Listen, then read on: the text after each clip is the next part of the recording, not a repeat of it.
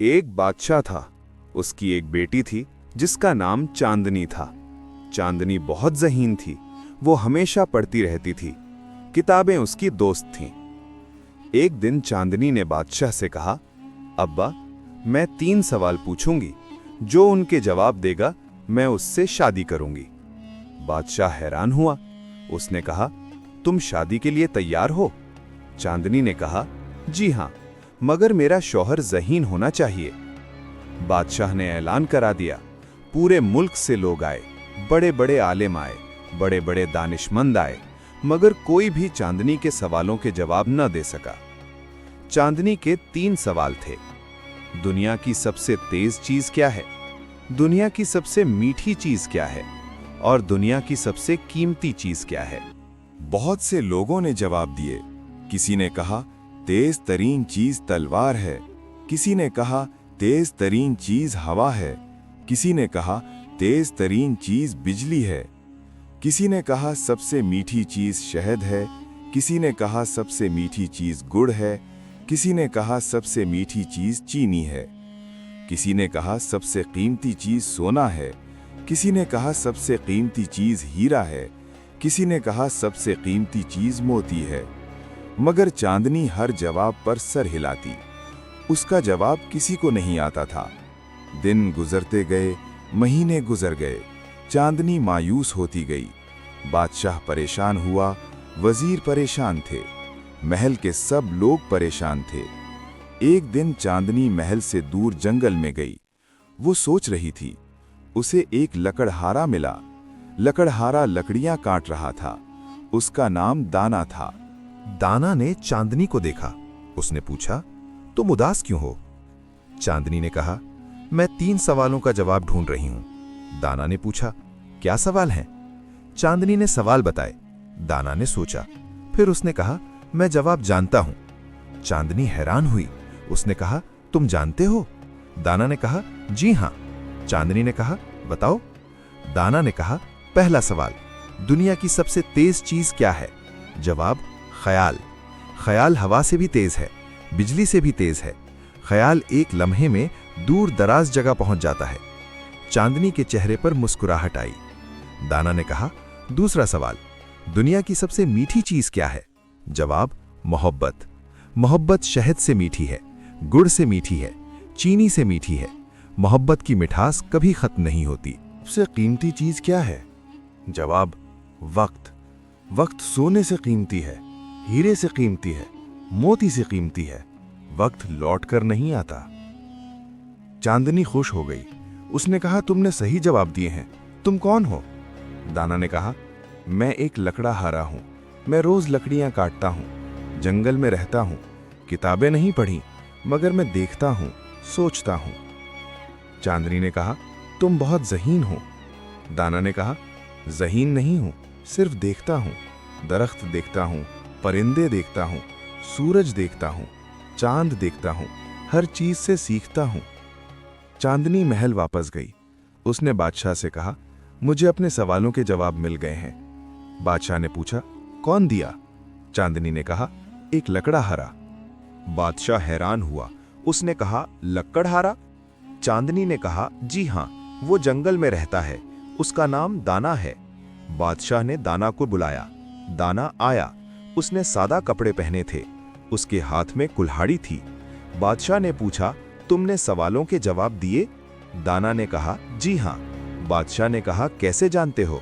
दाना ने कहा, मैं रोज जंगल जाता हूं, दरख्त देखता हूं, परिंदे देखता हूं। दरख्त बड़े होते हैं, छोटे होते हैं, परिंदे उड़ते हैं, गाते हैं, हर चीज से सीखता हूं। बादशाह ने कहा, तुम शहजादी से शादी करोगे?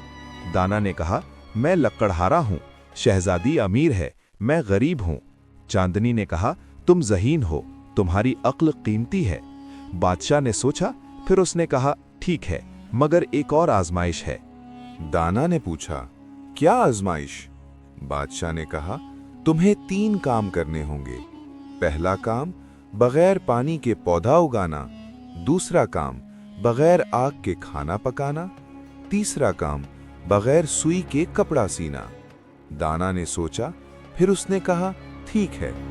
दाना जंगल गया। उसने एक कीकर का बीज लिया। उसने मिट्टी में बीज डाला, फिर उसने अपने हाथों से मिट्टी को नम किया।